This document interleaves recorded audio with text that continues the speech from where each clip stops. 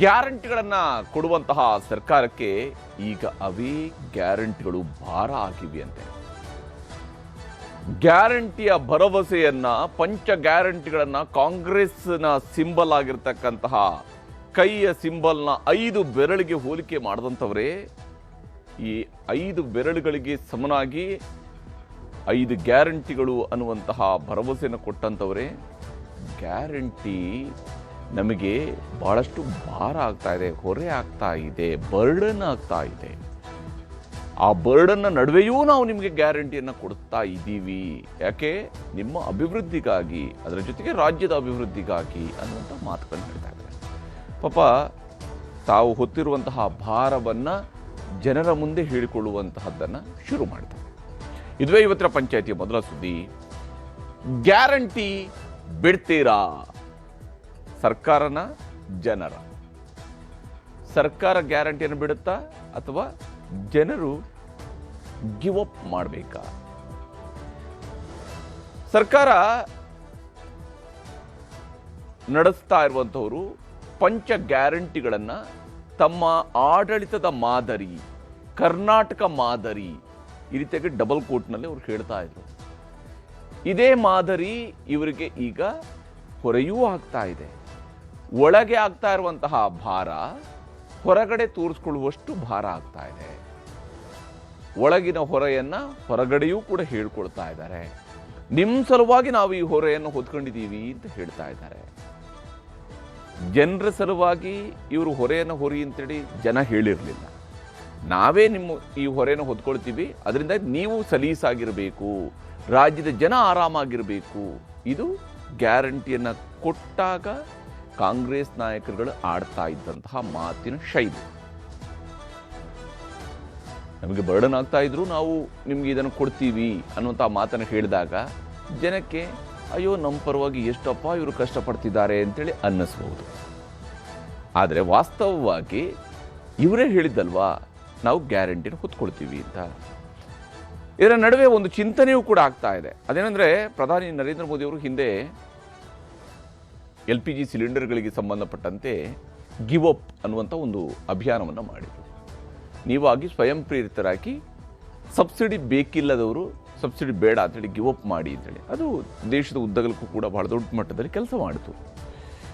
ಈಗ ರಾಜ್ಯ ಸರ್ಕಾರವು ಕೂಡ ಗಿವ್ ಅಪ್ ಅನ್ನುವಂಥದ್ದನ್ನು ಜನರಿಗೆ ಒಂದು ಆಪ್ಷನನ್ನು ಕೊಡೋದಕ್ಕೆ ಅಥವಾ ಒಂದು ಪ್ರೇರಣೆಯನ್ನು ಕೊಡೋದಕ್ಕೆ, ಆ ಪ್ರೇರಣೆಯನ್ನು ಕೊಟ್ಟು ಎಷ್ಟು ಮಂದಿ ಅದರ ಮೂಲಕವಾಗಿ ಒಂದು 5,000ನೋ 10,000 ಕೋಟಿನೋ ಏನಾದರೂ ಉಳಿಸ್ಕೊಳ್ಳೋದಕ್ಕೆ ಸಾಧ್ಯ ಆದರೆ ಆ ಉಳಿಸಿಕೊಳ್ಳುವ ಯೋಜನೆಯನ್ನು ರೂಪಿಸ್ತಾ ಇದ್ದಾರೆ.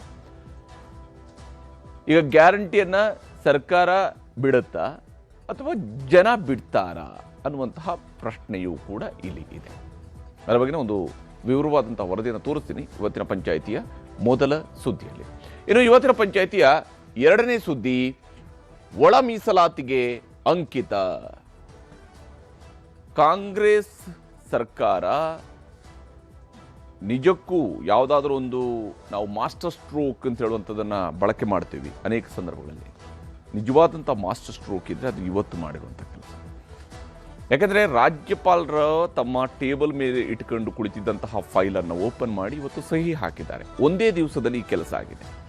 ಒಂದು ಕಡೆ ಜೆನ್ಜಿ ಹೋರಾಟವನ್ನು ನಾವು ನೋಡಿದ್ವಿ. ಯುವಕರು ಯುವತಿಯರು ತಮಗೆ ಕೆಲಸ ಕೊಡಿ ಅಂತೇಳಿ ಆಗ್ರಹಿಸಿ ಹೋರಾಟವನ್ನು ಧಾರವಾಡದಲ್ಲಿ ಮಾಡಿದರು. 25-30 ಸಾವಿರ ಜನ ಸೇರಿದರು. ಸರ್ಕಾರ ಇದನ್ನೇ ಅವಕಾಶವಾಗಿ ಬಳಕೆ ಮಾಡಿಕೊಂಡು ಯಾವ ಫೈಲನ್ನು ಇನ್ನೂ ಕೂಡ ಮೂವ್ ಮಾಡದೆ, ಒಳ ಮೀಸಲಾತಿಯ ಫೈಲ್ಗೆ ಸಹಿ ಹಾಕದೆ ರಾಜ್ಯಪಾಲರು ಕುಳಿತಿದ್ರು, ಅವರ ಬಳಿಗೆ ತನ್ನ ಸರ್ಕಾರದಲ್ಲಿರ್ತಕ್ಕಂಥ ತನ್ನ ಕ್ಯಾಬಿನೆಟ್ನಲ್ಲಿರುವಂತಹ ದಲಿತ ಸಚಿವರುಗಳನ್ನೇ ಕಳಿಸಿದ್ರು ಮುಖ್ಯಮಂತ್ರಿ ಸಿದ್ದರಾಮಯ್ಯ. ಆ ದಲಿತ ಸಚಿವರೇ ಹೋಗಿ ಇವತ್ತು ರಾಜ್ಯಪಾಲರನ್ನ ಭೇಟಿಯಾಗಿ ದಯವಿಟ್ಟು ನೀವು ಈ ಒಳ ಮೀಸಲಾತಿಗೆ ಸಹಿ ಹಾಕಿ ಅನ್ನುವಂಥ ವಿನಂತಿ ಮಾಡಿಸಿದ್ರು. ಆ ಮೂಲಕ ಸರ್ಕಾರ ರಾಜ್ಯಪಾಲರ ಮೇಲೂ ಕೂಡ ಒಂದು ಒತ್ತಡವನ್ನು ಹೇರುವಂತಹ ಪ್ರಯತ್ನ ಮಾಡಿತು. ಸಹಜವಾಗಿಯೇ ಇದರ ರಾಜಕೀಯವಾಗಿರ್ತಕ್ಕಂತಹ ಲಾಭ ನಷ್ಟಗಳ ಲೆಕ್ಕಾಚಾರ ದೂರದೃಷ್ಟಿಯಿಂದ ಮಾಡಲೇಬೇಕಾಗತ್ತೆ. ಇದು ಕೆಲಸ ಮಾಡಿದೆ. ಆ ಕಾರಣಕ್ಕಾಗಿ ಸರ್ಕಾರದ ಪ್ರಯತ್ನ ಯಶಸ್ವಿಯಾಗಿದೆ.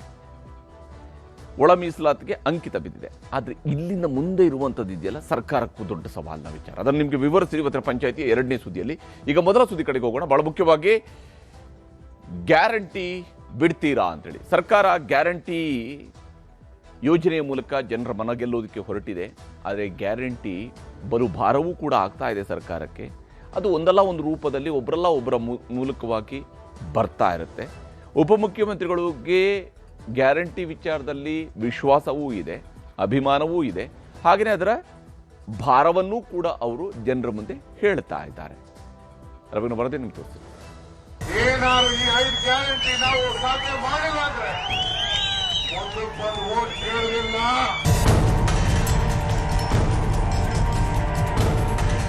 ಸರ್ಕಾರ ಏನೇ ಬರೋದನ್ನು ಇವತ್ತು 5 ಗ್ಯಾರಂಟಿ ಕೊಟ್ಟಿದ್ದೀವಿ.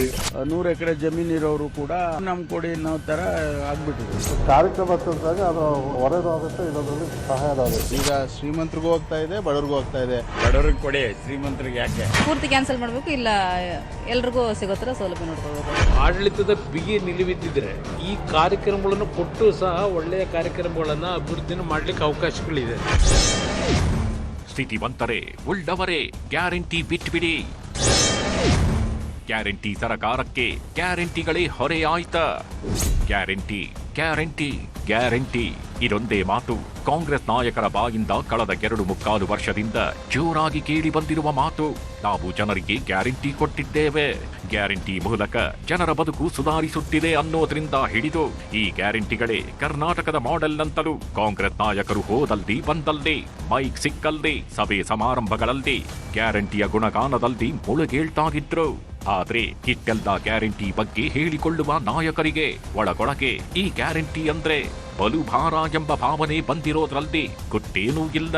ಹಾಗಿದ್ರು ಈ ಒಳಗಿನ ಬೇನೆಗೆ ನಿನ್ನೆ ಧ್ವನಿಯಾಗಿತ್ತು ಡಿಸಿಎಂ ಡಿಕೆ ಶಿವಕುಮಾರ್. ನಿನ್ನೆ ಆರೋಗ್ಯ ಇಲಾಖೆ ಕಾರ್ಯಕ್ರಮದಲ್ಲಿ ಮಾತನಾಡಿದ್ದ ಡಿಸಿಎಂ, ಗ್ಯಾರಂಟಿಗಳಿಂದಾಗಿ ಸರ್ಕಾರಕ್ಕೆ ಬರ್ಡನ್ ಆಗ್ತಿದೆ, ಆದರೂ ಜನರ ಅಭಿವೃದ್ಧಿಗೆ ಆರ್ಥಿಕವಾಗಿ ಜನರನ್ನ ಮೇಲೆತ್ತಲು ಗ್ಯಾರಂಟಿಗಳನ್ನು ಕೊಡ್ತಿದ್ದೇವೆ ಎಂದಿದ್ರು. ಇವತ್ತು 5 ಗ್ಯಾರಂಟಿ ಕೊಡ್ತಿದ್ದೀವಿ. ಯಾಕೆ ಅಂತಂದ್ರೆ ಚಿಕ್ಕಮ್ಮನ 5,000 ರೂಪಾಯಿ ಅಷ್ಟು ಮಕ್ಕಳಿಗೆ ಹುಡುಗ ತಂದೆ ತಾಯಿಗಳಿಗೆ ಫ್ರೀ ಬಸ್ ಕೊಡ್ತೀವಿ, ಫ್ರೀ ಕರೆಂಟ್ 200 ಕರೆಂಟ್ ಇರ್ಲಿ. ಸರ್ಕಾರದ ಬರ್ಡನ್ ಆಗ್ತಾ ಇರ್ಬೋದು, ಬಟ್ ಸರ್ಕಾರ ಏನೇ ಬರ್ಡನ್ ಆದ್ರೂ ನಿಮ್ಗೆ ಮಾನಸಿಕವಾಗಿ ಈ ಫೈನಾನ್ಷಿಯಲ್ ಸ್ಟ್ರೆಂತ್ ಕಡಿಮೆ ಆಗ್ಬಾರ್ದು. ನಿಮ್ಗೆ ಜೀವದಲ್ಲಿ 10 ರೂಪಾಯಿ ಜಾಸ್ತಿ 10 ರೂಪಾಯಿ ಇತ್ತು ಅಂತಂದ್ರೆ 300 ರೂಪಾಯಿ ಕೊಡಕ್ ಮೊದಲು ಬರ್ತಾರೆ. ಹಾಗೆ ಮಾನಸಿಕವಾಗಿ ನಿಮ್ಗೆ ಧೈರ್ಯ ತುಂಬಬೇಕು, ಆರ್ಥಿಕವಾದಂತ ಶಕ್ತಿ ಕೊಡಬೇಕು ಅಂತ ದೊಡ್ಡ ತೀರ್ಮಾನವನ್ನ ನಮ್ಮ ಸರ್ಕಾರ ಮಾಡಿದೆ. ಆದ್ರೆ ಡಿಸಿಎಂ ಹೇಳಿದ ಬರ್ಡನ್ ಮಾತಿಗೆ ಸಿಎಂ ಸಿದ್ದರಾಮಯ್ಯ ಸಮಜಾಯಿಷಿ ಕೊಟ್ಟಿದ್ರು. ಗ್ಯಾರಂಟಿಗಳಿಂದಾಗಿ ಸರ್ಕಾರ 52,000 ಕೋಟಿ ಹಣ ಖರ್ಚು ಮಾಡ್ತಿದೆ, ಹಾಗಾಗಿ ಅದರ ಬಗ್ಗೆ ಹೇಳಿರಬಹುದು ಎಂದು ಗ್ಯಾರಂಟಿಯ ಬಗ್ಗೆ ಸಮರ್ಥನೆ ನೀಡಿದ್ರು. ಆದ್ರೂ ಕೂಡ ಗ್ಯಾರಂಟಿ ಯೋಜನೆಗಳನ್ನು ಮುಂದುವರಿಸ್ತಾ ಇದ್ದೇವೆ ಅಂತ ಡಿಸಿಎಂ ಒಂದು ಸಾಂದರ್ಭಿಕವಾಗಿ ಒಂದು ಮಾತು ಹೇಳಿದ್ರು. ಬರ್ಡನ್ ಅಂತಂದ್ರೆ ವರ್ಷಕ್ಕೆ 52,000 ಕೋಟಿಗಿಂತ ಜಾಸ್ತಿ ಆಗ್ತದೆ, ಅದು ಬರ್ಡನ್ ಅಂತ ಹೇಳಿರ್ಬೇಕು. ನಾವು ಡೆವಲಪ್ಮೆಂಟ್ ವರ್ಕ್ಸು ಮುಂದುವರಿಸ್ತಾ ಇದ್ದೀವಿ. ಮತ್ತು ಗ್ಯಾರಂಟಿ ಯೋಜನೆಗಳು 1,20,000 ಕೋಟಿ ಈಗಾಗಲೇ ಕೊಟ್ಟಿದ್ದೀವಿ ಗ್ಯಾರಂಟಿ ಯೋಜನೆ.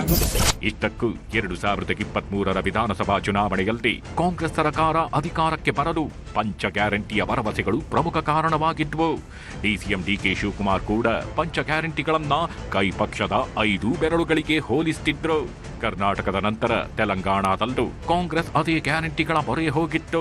ಅಷ್ಟೇ ಯಾಕೆ, ಗ್ಯಾರಂಟಿಗಳನ್ನ ಪದೇ ಪದೇ ಟೀಕಿಸುತ್ತಿದ್ದ ಪ್ರಧಾನಿ ಮೋದಿ ಕೂಡ ಬಿಜೆಪಿ ರಾಜ್ಯಗಳಲ್ಲೂ ಗ್ಯಾರಂಟಿಯನ್ನೇ ಅಳವಡಿಸಿದ್ರು. ಬಿಜೆಪಿ ಪ್ರಣಾಳಿಕೆಗಳಲ್ಲೂ ಗ್ಯಾರಂಟಿಗಳದ್ದೇ ಅಂಶ, ಗ್ಯಾರಂಟಿಗಳದ್ದೇ ಗುಣಗಾನವಾಗಿತ್ತು. ಮಹಾರಾಷ್ಟ್ರ, ಬಿಹಾರ್ ಸೇರಿದಂತೆ ಹಲವು ರಾಜ್ಯಗಳಲ್ಲಿ ಬಿಜೆಪಿ ಗ್ಯಾರಂಟಿಗಳನ್ನೇ ಮುಂದಿಟ್ಟು ಭರ್ಜರಿ ಜಯಭೇರಿ ಬಾರಿಸಿತ್ತು.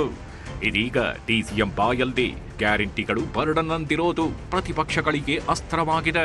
ಗ್ಯಾರಂಟಿ ಯೋಜನೆಗಳು ಹೊರೆ ಅನ್ನೋದನ್ನ ನಾವು ಒಪ್ಪಲ್ಲ. ಆಡಳಿತ ಬಿಗಿಯಾದ್ರೆ ಗ್ಯಾರಂಟಿ ಕೊಟ್ಟು ಅಭಿವೃದ್ಧಿ ಮಾಡಬಹುದು ಎಂದು ಕೇಂದ್ರ ಸಚಿವ ಎಚ್.ಡಿ. ಕುಮಾರಸ್ವಾಮಿ ಹೇಳಿದ್ದಾರೆ. ಗ್ಯಾರಂಟಿಯ ಯೋಜನೆಗಳ ಬಗ್ಗೆ ಚರ್ಚೆ ಮಾಡಿದ್ದು ಹೊರತುಪಡಿಸಿ ಅವರಿಂದ ಮತ್ತಿನ್ಯಾವುದೇ ನಾಡಿನ ಅಭಿವೃದ್ಧಿಗೆ ಪೂರಕವಾದಂಥ ಕಾರ್ಯಕ್ರಮಗಳನ್ನು ನಾವು ಕಾಣಲಿಲ್ಲ. ಇಲ್ಲಿ ಇತ್ತೀಚಿನ ದಿನಗಳಲ್ಲಿ ಅವರ ಪಕ್ಷದಲ್ಲಿರ್ತಕ್ಕಂಥ ಕೆಲವು ಹಿರಿಯ ನಾಯಕರು, ದೇಶಪಾಂಡೆ ಅವರಿಂದ ಹಿಡಿದು ಈಗ ನಿನ್ನೆ ದಿನ ಉಪಮುಖ್ಯಮಂತ್ರಿಗಳು ಹೇಳಿದ್ದಾರೆ. ನಾವು ಗ್ಯಾರಂಟಿ ಸ್ಕೀಮ್ನಿಂದ ಹಲವಾರು ಯೋಜನೆಗಳನ್ನು ತರಲಿಕ್ಕಾಗ್ತಿಲ್ಲ, ಅದರ ಭಾರ ಏನು ಅನ್ನೋದು ಅರ್ಥ ಆಗ್ತಿದೆ ಅಂತಕ್ಕಂಥದ್ದನ್ನು ಹೇಳಿದ್ದಾರೆ. ನಾನು ಅದನ್ನು ಸಹ ಭಾರ ಇದೆ ಅಂತಕ್ಕಂಥದ್ದು ಹೇಳಲ್ಲ. ಸರ್ಕಾರದಲ್ಲಿ ಒಂದು ಆಡಳಿತದ ಬಿಗಿ ನಿಲುವಿದ್ದಿದ್ರೆ ಈ ಕಾರ್ಯಕ್ರಮಗಳನ್ನು ಕೊಟ್ಟು ಸಹ ಒಳ್ಳೆಯ ಕಾರ್ಯಕ್ರಮಗಳನ್ನು ಅಭಿವೃದ್ಧಿನ ಮಾಡಲಿಕ್ಕೆ ಅವಕಾಶಗಳಿದೆ. ಕರ್ನಾಟಕದಲ್ಲಿ ಈ ಸರ್ಕಾರ ಬಂದ ಮೇಲೆ ಯಾವ್ಯಾವ ಒಂದು ವಿಷಯಗಳಲ್ಲಿ ತೆರಿಗೆಯನ್ನು ಹೆಚ್ಚಿನ ರೀತಿಯಲ್ಲಿ ವಿಧಿಸ್ಕೊಂಬಂದಿದ್ದಾರೆ.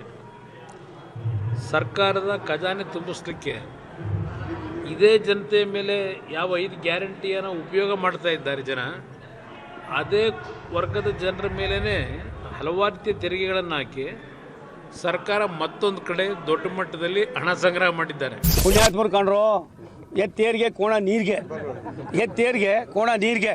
ಅವರಲ್ಲಿರೋ ಜಗಳನ ಮುಚ್ಕೊಳ್ಳೋಕ್ಕೆ ಇಷ್ಟೊಂದು ಕಪಟ ನಾಟಕ ಆಡ್ತಕ್ಕಂಥ ವ್ಯವಸ್ಥೆ ಪ್ರಪಂಚದಲ್ಲಿ ನನ್ನ 50 ವರ್ಷದ ರಾಜಕಾರಣದಲ್ಲಿ ನೋಡಿರಲಿಲ್ಲ, ನಾನು ಕೇಳಿರಲಿಲ್ಲ. ನಾನು ಕೂಡ ಸಾಕಷ್ಟು ಮಜಲ್ಗಳನ್ನು ನೋಡಿದ್ದೇನೆ, ಇಂಥ ಕಿಲಾಡಿಗಳು ನಾನು ನೋಡಿಲ್ಲ ಕಂಡ್ರು. ಒಬ್ರಿಗಿನ ಒಬ್ರು ಕಿಲಾಡಿ ಆಗಿ ಜನರು ದಾರಿ ತಪ್ಪಿಸಿ ಎಲ್ಲ ಒಂದು ಕಡೆ ತಬ್ಬಲಿ ನೀನಾದೆ ಮಗನೇ ಅಂದಂಗೆ ಪರಿಸ್ಥಿತಿಗಿದೆ. ಇದಕ್ಕೆ ತುಂಬ ದಿನ ನಡೆಯೋದಿಲ್ಲ, ಅಂತ್ಯ ಆಗೋ ಕಾಲನೂ ಬರ್ತಾ ಇದೆ. ಹೀಗೆ ಟೀಕೆಗಳು ಕೇಳಿ ಬರುತ್ತಲೇ ಡಿಸಿಎಂ ಡಿಕೆ ಶಿವಕುಮಾರ್ ಹಾಗೂ ಗ್ಯಾರಂಟಿ ಅನುಷ್ಠಾನ ಸಮಿತಿ ಅಧ್ಯಕ್ಷರು ಸ್ಪಷ್ಟನೆ ನೀಡಿದ್ದಾರೆ.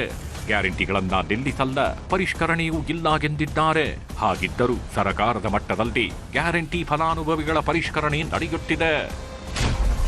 ಕೆಲವು ಕಡೆ ಸತ್ತಿರುವವರು ಗ್ಯಾರಂಟಿ ಯೋಜನೆ ಪಡೆದಿದ್ದಾರೆ, ಸತ್ತಿರುವವರ ಹೆಸರಿನಲ್ಲೂ ಅಕ್ಕಿ ಪಡೆಯುತ್ತಿದ್ದಾರೆ. ಫಲಾನುಭವಿಗಳು ಸತ್ತಿದ್ದಾರೋ ಬದುಕಿದ್ದಾರೋ ಎಂಬುದರ ಪರಿಶೀಲನೆ ಆಗಬೇಕಿದೆ. ಸತ್ತಿರುವವರ ಖಾತೆಗೆ ಹೋಗಿರುವ ಹಣ ವಾಪಸ್ ಪಡೆಯುವ ಚರ್ಚೆ ಮಾಡಿದ್ದು ಜಿಲ್ಲಾವಾರು ಮಾಹಿತಿ ಸಂಗ್ರಹಿಸಿ ಕ್ರಮ ಕೈಗೊಳ್ಳಲಾಗಿದೆ. ಗ್ಯಾರಂಟಿ ಖಂಡಿತ ಎಲ್ಲರಿಗೂ ಬರ್ಡನ್ ಆಗಿ ಆಗ್ತಾ ಇದೆ ಸರ್ಕಾರಕ್ಕೆ. ಅಂದ್ರೂ ನಾವು ಗ್ಯಾರಂಟಿನ ನಿಲ್ಲಿಸಲ್ಲ ಅಂತ ಹೇಳಿದ್ವಿ. ತಪ್ಪೇನಿದೆ? ಪರಿಷ್ಕರಣೆ ಏನಿಲ್ಲ. ಕೆಲವರು ಯಾಕೆ ಹೇಳ್ತಾ ಇದ್ದೀನಿ ಅಂತಂದ್ರೆ, ಕೆಲವರು ಸತ್ತಿರೋರೆಲ್ಲ ತಗೊಂಡಿದ್ದಾರೆ.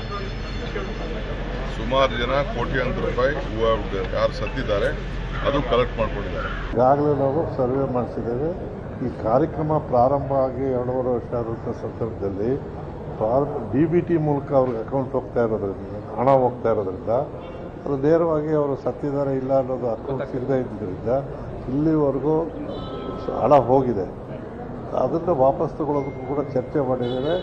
ಚೀಫ್ ಸೆಕ್ರೆಟರಿ ಮತ್ತು 5 ಜನ ಅಡಿಷನಲ್ ಚೀಫ್ ಸೆಕ್ರೆಟರಿ ಜೊತೆ ಚರ್ಚೆ ಮಾಡಿ ಅದನ್ನು ವಾಪಸ್ ತರಿಸೋದಕ್ಕೂ ಮತ್ತು ಬ್ಯಾಂಕರ್ಸ್ ಜೊತೆಲೂ ಕೂಡ ಮೀಟಿಂಗ್ ಆಗಿದೆ. ನಾವೇನು ಮಾಡೋದು ಅಂದರೆ, ನಾವು ಕ್ಲಾಸಿಫಿಕೇಷನ್ ಮಾಡೋದು ಬೇಡ. ಅವ್ರ ಹತ್ರ ಹಣ ಇದೆ, ಇವ್ರ ಹತ್ರ ಇಲ್ಲ, ಆ ಥರ ನಾವು ಡಿಫ್ರೆನ್ಷಿಯೇಷನ್ ಮಾಡೋದು ಬೇಡ. ಎಲ್ಲರಿಗೂ ಒಂದಂತ ಮಾಡಿದ್ರೆ ಯಾರು ಇರೋರು ತಗೊಳ್ಳೋದಿಲ್ಲ ವಾಲಂಟಿಯರ್ಗೆ. ಅವ್ರು ಯಾರು ಹಣವಂತರು ಯಾರು ತಗೊಳ್ತಾರೆ ಅಂತೇಳಿ ಆ ಅರ್ಥದಲ್ಲಿ ನಾವು ಮಾಡಿದ್ದು. ಈಗ ಕೆಲವರು ಅದೆಲ್ಲ ಏನು ನಮಗೂ ಕೊಡಿ, ಇದ್ರೂ ನಮ್ಗೆ ಕೊಡಿ ಅನ್ನೋ ಥರ ಆಗ್ಬಿಟ್ಟಿದೆ. ಈಗ ನಾವೆಲ್ಲ ನಮ್ಮ ಊರುಗಳಲ್ಲೆಲ್ಲ ನಾವು ನೋಡ್ತೀವಿ, ಯಾರು 100 ಎಕರೆ ಜಮೀನಿರೋರು ಕೂಡ 2,000 ರೂಪಾಯಿ ತಗೊಳ್ತಾರೆ. ಆ ಥರದಲ್ಲಿ ನಾವು ಏನು ಅವರಿಗೆ ಡಿಫ್ರೆನ್ಷಿಯೇಟ್ ಮಾಡೋಕ್ಕಾಗಿಲ್ಲ. ಆ ಅರ್ಥದಲ್ಲಿ ಮುಖ್ಯಮಂತ್ರಿಗಳು ಹೇಳಿರ್ಬೋದು ಅಷ್ಟೇ. ಈಗ ಹಿಂದೆ ತಮ್ಗೆ ಗೊತ್ತಿದೆ, ಆಲ್ ಇಂಡಿಯಾದಲ್ಲಿ ಗ್ಯಾಸ್ ಸಿಲಿಂಡರ್ಸನ್ನು ವಾಪಸ್ ಕೊಟ್ಟರು ಭಾಳ ಜನ. ಮಾನ್ಯ ಪ್ರಧಾನಮಂತ್ರಿಗಳು ಕೂಡ ಅದನ್ನು ಅಪ್ರಿಷಿಯೇಟ್ ಮಾಡಿದರು. ಹಾಗೆ ಆ ಅರ್ಥದಲ್ಲಿ ಮಾಡಿರ್ಬೋದು. ಅವರೇ ಕರೆ ಕೊಟ್ಟಿದ್ರು, ಅದಕ್ಕೆ ಈಗ ಮುಖ್ಯಮಂತ್ರಿಗಳು ಅದೇ ರೀತಿ ಕರೆ ಕೊಟ್ಟಿದ್ದಾರೆ. ಸ್ವಾಭಾವಿಕವಾಗಿ ಬಿಡಬೇಕು. ಈಗ ಎಬ್ಬೆ ಪಾಲ್ ತಗೊಂಡು ನಡೀತದ. ಸ್ಥಿತಿವಂತರೇ ಗ್ಯಾರಂಟಿ ಬಿಡಿ, ಫಲಿಸುತ್ತ ಕೀವಿತ ಸೂತ್ರ. ಇದರ ನಡುವೆ ಗ್ಯಾರಂಟಿಗಳಿಂದ ಆಗುತ್ತಿರುವ ಹೊರೆಯನ್ನು ರಾಜ್ಯ ಸರ್ಕಾರ ಸೂಕ್ಷ್ಮವಾಗಿ ಗಮನಿಸುತ್ತಿದೆ. ಇದೇ ಕಾರಣಕ್ಕೆ ರಾಜ್ಯ ಸರ್ಕಾರ ಕೇಂದ್ರದಲ್ಲಿ ಪ್ರಧಾನಿ ನರೇಂದ್ರ ಮೋದಿ ಹೆಣದಿದ್ದ ಕಿವಿತ ಸೂತ್ರವನ್ನು ರಾಜ್ಯದಲ್ಲಿ ಪ್ರಯೋಗಿಸುವುದಕ್ಕೆ ಮುಂದಾಗುವ ಸಾಧ್ಯತೆ ಇದೆ. ಸರ್ಕಾರಿ ನೌಕರರು ಶ್ರೀಮಂತರಿಗೆ ತ್ಯಾಗಮಯಿಯಾಗಲು ಕರೆ ಕೊಡುವ ಪ್ಲಾನ್ ಇದು. ಗ್ಯಾಸ್ ಸಬ್ಸಿಡಿಯಂತೆ ಗೃಹ ಜ್ಯೋತಿ ಶಕ್ತಿ ತ್ಯಜಿಸಲು ಮನವಿ ಮಾಡಲಾಗುವುದು. ಸರ್ಕಾರದ ಈ ಮನವಿಗೆ 30% ಫಲಾನುಭವಿಗಳು ಸ್ಪಂದಿಸುವ ವಿಶ್ವಾಸವಿದೆ. ಮಾರ್ಚ್ 6ರ ಬಜೆಟ್ನಲ್ಲಿ ಕಿವಿತಪ್ ಸೂತ್ರ ಪ್ರಕಟ ಮಾಡಲು ತಯಾರಿ ನಡೆದಿದೆ. ಸ್ಥಿತಿವಂತರು ಬಿಟ್ಟುಕೊಟ್ಟರೆ ಅಭಿವೃದ್ಧಿ ಕೆಲಸಗಳಿಗೆ ಅನುಕೂಲ ಆಗುತ್ತೆ ಎಂಬುದು ಸರ್ಕಾರದ ವಾದ. ಪ್ರಧಾನಿ ಮೋದಿ ಮಾದರಿಯಲ್ಲೇ ಸಿದ್ದರಾಮಯ್ಯ ಸೂತ್ರ ರಚಿಸುತ್ತಿದ್ದು, ಮೋದಿ ಕರೆಗೆ ಸಿಕ್ಕ ಸ್ಪಂದನೆಯಂತೆಯೇ ಸಿದ್ದರಾಮಯ್ಯಗೂ ಸಿಗತ್ತಾ ಎಂಬ ಪ್ರಶ್ನೆ ಎದ್ದಿದೆ. ಅದಕ್ಕೆ ಜನರು ಕೊಡೋ ಉತ್ತರ ಹೀಗಿದೆ. ಈಗ ಅವರ ಶಕ್ತಿ ಏನಿದೆ ಅವ್ರಿಗೆ ನಮ್ಗೇನಿಲ್ಲ ಸರ್, ನಾವು ಬಿಡೋಣ ಆಗಲ್ಲ, ನಾವು ಚೆನ್ನಾಗಿದ್ದೀವಿ, ನಮಗೆ ಭಗವಂತ ಚೆನ್ನಾಗಿ ಕೊಟ್ಟಿದ್ದೇನೆ ಅಂತ ಇರೋರು ಯಾರಿದ್ದಾರೆ ಶಕ್ತಿವಂತ, ಅವರು ಬೇರೆಯವ್ರಿಗೆ ಅವಕಾಶ ಕೊಟ್ಟರೆ ಬಡವ್ರಿಗೆ ಅದು ಅನುಕೂಲ ಆದರೆ ಅದು ಅವ್ರಿಗೆ ಒಳ್ಳೇದಾಗುತ್ತೆ, ಅವ್ರ ಜನಗಳಿಗೆ ಸಾರ್ವಜನಿಕರಿಗೆ ಒಳ್ಳೇದಾಗುತ್ತೆ ಮತ್ತು ರಾಜ್ಯ ಸರ್ಕಾರಕ್ಕೆ ಒಳ್ಳೇದಾಗುತ್ತೆ ಅಂತ ನನ್ನ ಮನೋಭಾವನೆ. ಹೌದು ಸರ್, ಶ್ರೀಮಂತರಿಗೆ ಏನು ಬಡವ್ರಿಗೆ ಬಿಡಲಿ ಬಿಡಿ, ಬಡವ್ರಿಗೆ ಕೊಡಿ, ಶ್ರೀಮಂತರಿಗೆ ಯಾಕೆ, ಇರೋರಿಗೆ ಕೊಟ್ಟರೆ ಏನು ಉಪಯೋಗ, ಇಲ್ದಿದ್ದವ್ರಿಗೆ ಕೊಡಿ, ಹಸಿರೋರಿಗೆ ಊಟ ಕೊಡಿ, ಹಸು ಇರೋರಿಗೆ ಏನಿಗೆ ಊಟ. ಈಗ ಶ್ರೀಮಂತರಿಗೂ ಹೋಗ್ತಾ ಇದೆ, ಬಡವ್ರಿಗೂ ಹೋಗ್ತಾ ಇದೆ. ಆಕ್ಚುಲಿ 2,000 ರೂಪಾಯಿ ಅವರೇ ತಗೊಂಡು ಈಗ ಎಲ್ಲ ಕಾರ್ಗಳೆಲ್ಲ ತಗೊಂತಾ ಇದಾರೆ, ಕೆಲವರು ಚಿನ್ನ ಗಿನ್ನ ಎಲ್ಲ ಮಾಡಿಸ್ಕೊಂತ ಇದಾರೆ. ಅದೇ ಈಗ ನಿಮ್ಗೆ ಆಗಲ್ಲ ಅಂದಮೇಲೆ, ನಿಮ್ಗೆ ಇದೆ ಅಂದಮೇಲೆ ಅಟ್ಲೀಸ್ಟ್ ಇಲ್ದಿರೋರ್ಗಾದ್ರೂ ಆಗ್ಲಿ ಬಿಡಿ. ರೂಲ್ಸ್ ಅಂದ್ಮೇಲೆ ಈಗ ಒಬ್ಬರಿಗೆ ಅವ್ರಿಗೂ ಇರೋರಿಗೆ ಒಂಥರ ಇಲ್ಲದ್ರಿಗೆ ಒಂಥರ ಮಾಡೋಕ್ಕಾಗಲ್ಲ, ಎಲ್ರಿಗೂ ಒಂದೇ ರೂಲ್ಸ್ ಮಾಡ್ಬೇಕಲ್ವಾ. ಇಲ್ಲ ಪೂರ್ತಿ ಕ್ಯಾನ್ಸಲ್ ಮಾಡಬೇಕು, ಇಲ್ಲ ಎಲ್ರಿಗೂ ಸಿಗೋ ಥರ ಸೌಲಭ್ಯ ನೋಡ್ಕೋಬೇಕು. ಅವರು ರಿಟರ್ನ್ ಮಾಡಿದ್ರೆ ಪರವಾಗಿಲ್ಲ, ರಿಟರ್ನ್ ಮಾಡಿ ಗೌರ್ಮೆಂಟ್ಗೆ ರಿಟರ್ನ್ ಮಾಡಿದ್ರೆ ಅದು ಒಳ್ಳೇದೇ. ಯಾಕಂದ್ರೆ ಅನುಕೂಲ ಇರೋರು, ಅನುಕೂಲ ಇಲ್ಲದೆ ಇರೋರ್ಗಾದ್ರೆ ನಡೀತದೆ, ಅನುಕೂಲ ಇರೋರಾದ್ರೆ ರಿಟರ್ನ್ ಕೊಟ್ರೆ ಒಳ್ಳೇದೇ ಅದು. ಆದ್ರೆ ಯಾರು ಕೊಡ್ತಾ ಇಲ್ಲ, ಇವತ್ತೊಂದು ದಿವಸ ಅನುಕೂಲ ಇರೋರು ಕೊಡ್ತಾ ಇಲ್ಲ. ಬೇಡ ಅಂತ ಅಪ್ಲೈನೇ ಮಾಡಿಲ್ಲ ಸರ್ ನಾವು.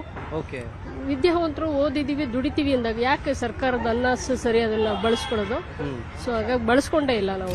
ಶ್ರೀಮಂತರಿಗೆ ಏನು ಬರೋದಕ್ಕೇನಿಲ್ರಿ ಸರ್, ಶ್ರೀಮಂತಗೂ ಅವ್ರಿಗೆ ಗೌರ್ಮೆಂಟ್ ಪಗಾರದು ಇರ್ತೈತ್ರಿ, ಎಲ್ಲ ಇರ್ತೈತ್ರಿ ಸರ್. ಅವ್ರು ಬಿಟ್ಟು ಈಗ ನಮ್ಮತ್ತ ಬಡವ್ರಿಗೆ ಕೊಟ್ರೆ ಚಲೋ ಆಗ್ತೈತೆ ನೋಡ್ರಿ ಸರ್. ಬಡ ಮಕ್ಕಳಿಗೆ ಕೊಡ್ಬೇಕ್ರಲ್ಲ, ಈಗ ಅಂಗವಿಕಲರಿಗೆ ಸ್ವಲ್ಪ ಪರ್ಸೆಂಟೇಜ್ ಜಾಸ್ತಿ ಮಾಡ್ಬೇಕ್ರಿ, ಆಮೇಲೆ ವಯಸ್ಸಾದವ್ರಿಗೆ ಜಾಸ್ತಿ ಮಾಡ್ಬೇಕ್ರಿ. ಇದೇನು ಉಪಯೋಗ ಆಗ್ತಿಲ್ಲ, ಬಡ ಮಕ್ಕಳಿಗೆ ಬಾಣಿ ತಿಕ್ಕಾಕ್ ಹೋಗ್ತಾರ್ರಿ. ಈಗ ಅವ್ರಿಗೆಲ್ಲ ಕೊಟ್ರೆ ಇದು ಒಂದು ಅನುಕೂಲ ಆಗ್ತೈತೆ ಅಂತ ಅಂದ್ರೆ. ಇದು ಬಡವರಿಗೆ ಅನುಕೂಲ ಆಗ್ಬೇಕಾಗಿತ್ತು, ಇದು ಹೋಗಿ ಹೋಗಿ ಶ್ರೀಮಂತರಿಗೆ ಕೊಡ್ತಾ ಇದ್ದಾರೆ ಇವರು. ಅವ್ರು ಶ್ರೀಮಂತರ ಮನೆಯಲ್ಲಿ ನಮ್ಮಂತ ಬಡವರು ಹೋಗಿ ಕೆಲಸ ಮಾಡಿ ಆ 2,000 ರೂಪಾಯಿನ ನಾವು ತಗೊಂಡ್ ಬರೋ ಪರಿಸ್ಥಿತಿ ಬಂದಿದೆ. ಇವ್ರು ಯಾವುದೇ ಕಾರಣಕ್ಕೂ ಈ ಸ್ಕೀಮ್ ಅನ್ನ ಬಂದ್ ಮಾಡಬೇಕು, ಯಾಕಂತಂದ್ರೆ ಎಲ್ಲಾ ಮಹಿಳೆಯರಿಗೂ ಇದು ಮುಟ್ತಾ ಇಲ್ಲ. ಜನಸಾಮಾನ್ಯರ ಈ ಮಾತುಗಳನ್ನ ಕೇಳಿದ್ರೆ ಅಷ್ಟು ಸುಲಭವಾಗಿ ಗ್ಯಾರಂಟಿ ಬಿಟ್ಟು ಕೊಡೋದಿಲ್ಲ ಅನ್ನೋ ಸುಳಿವು ಕೂಡ ಸಿಗ್ತಿದೆ.